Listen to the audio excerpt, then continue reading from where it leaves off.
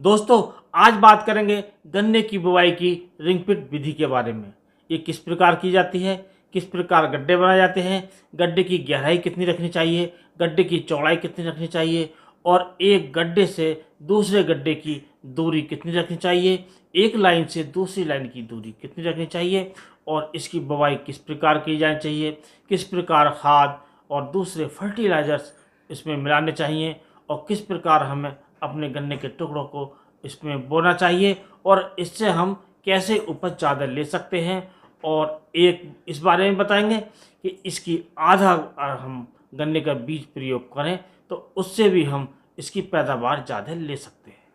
तो दोस्तों, सबसे पहले बात करते हैं आखिर इससे फ़ायदा क्या है और इसकी आवश्यकता क्यों पड़ी।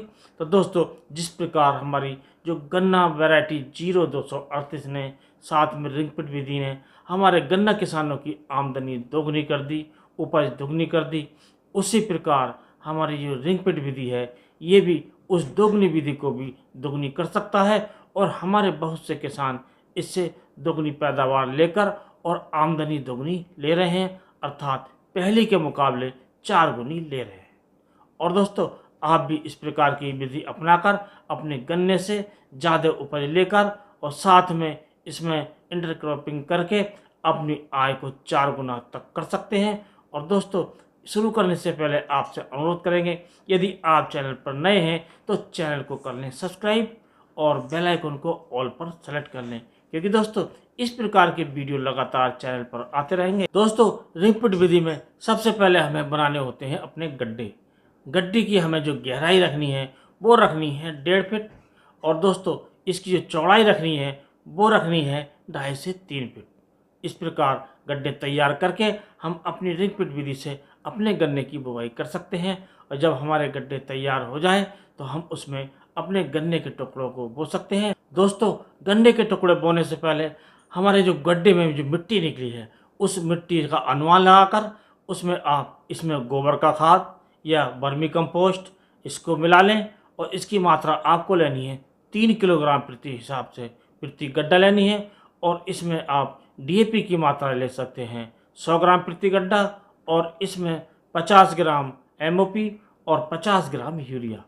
इसको आप मिट्टी में मिलाकर 2 इंच आप नीचे डाल दें गड्ढे के और उसके बाद इस मिट्टी को डालने के बाद आप अपने टुकड़ों को जो सिंगल वट के होने चाहिए इन्हें अच्छी प्रकार काट कर और इसे गड्ढे में इस प्रकार डालने चाहिए जिस प्रकार या तो ये साइकिल की जो पहिया होता है उसकी तीलियाँ होती हैं, इस प्रकार पहले गोलाई में डालें और जो चारों तरफ का जो व्यास है उसमें आप करीब 1 इंच से 1.5 इंच जगह छोड़कर आप पहले आप गोलाई में लीजिए और गोलाई के बाद फिर तीलियाँ जैसी आप बना दीजिए। आप इस प्रकार अपने प्रत्येक गड्ढे में आप 40 बट्स बो सकते हैं, जो गन्ने की 40 टुकड़े बो सकते हैं, जो गन्ने की जो आँखें होती हैं। और इस बात का ध्यान रखें, जो गन्ने की जो आँख है वो ऊपर को होनी चाहिए। और दोस्तों, उसके बाद हम इस पर 2 इंच जो मिट्टी हमने मिलाई थी, इसमें गोबर मिलाया था, गोबर का खाद मिलाया था और कंपोस्ट मिलाया था और जो डीएपी वगैरह हमने मिलाकर तैयार किया था, उसके बाद 2 इंच उसे हमें ढक देना चाहिए। और इस प्रकार हमारा जो बुवाई हो जाती है गन्ने की और इसमें अच्छी नमी है तो इस प्रकार इसमें जमाव हो जाता है। यदि नमी कम है तो हम इसकी हल्की सिंचाई कर सकते हैं। और दोस्तों, गड्ढा बनाने के लिए आपको कोई बोने के लिए आपको इसकी कोई जुताई की आवश्यकता नहीं होती है। जैसा खेत है उसी में वो गड्ढे बन जाते हैं।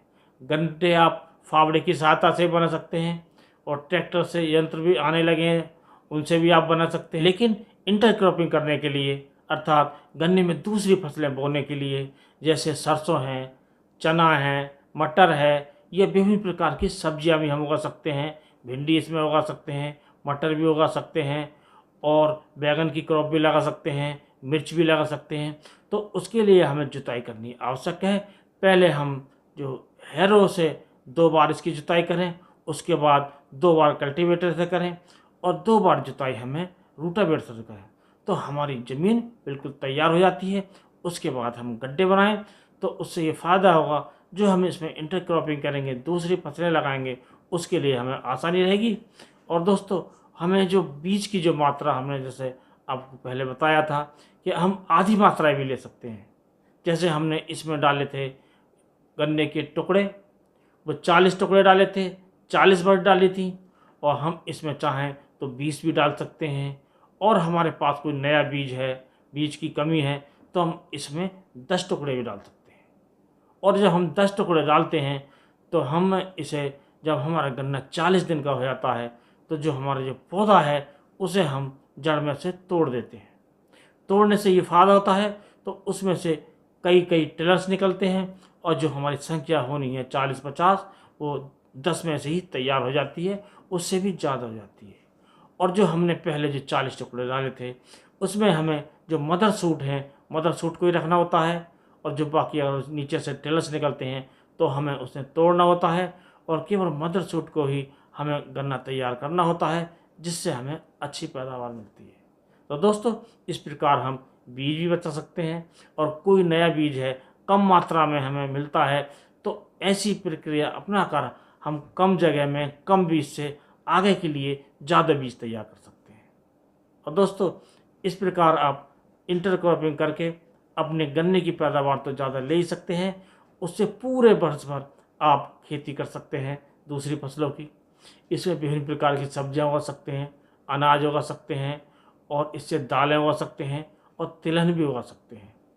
और कई प्रकार की फसलें हम जब करेंगे तो हमें पूरे वर्ष भर इससे हमारी दूसरी फसलें मिलेंगी, और जब तक हमारी गन्ने की फसल आएगी तो उससे डबल या दोगुनी तक हमें दूसरी फसलें इससे पैसा दे सकती हैं, और हमें अच्छी पैदावार के साथ साथ ज़्यादा उपज मिल सकती है, और ज़्यादा मुनाफा मिल सकता है। सिंगल बट के टुकड़ों को हमें बोने से पूर्व 22 टिन के घोल में, जो कार्बोनेजिम आता है उसके घोल में आप इसे शोधित अवश्य कर लें, और 2 ग्राम प्रति लीटर पानी में घोलकर इसमें करीब 20 मिनट तक इन टुकड़ों को आप डुबोए रखें, और उसके बाद बुवाई करें।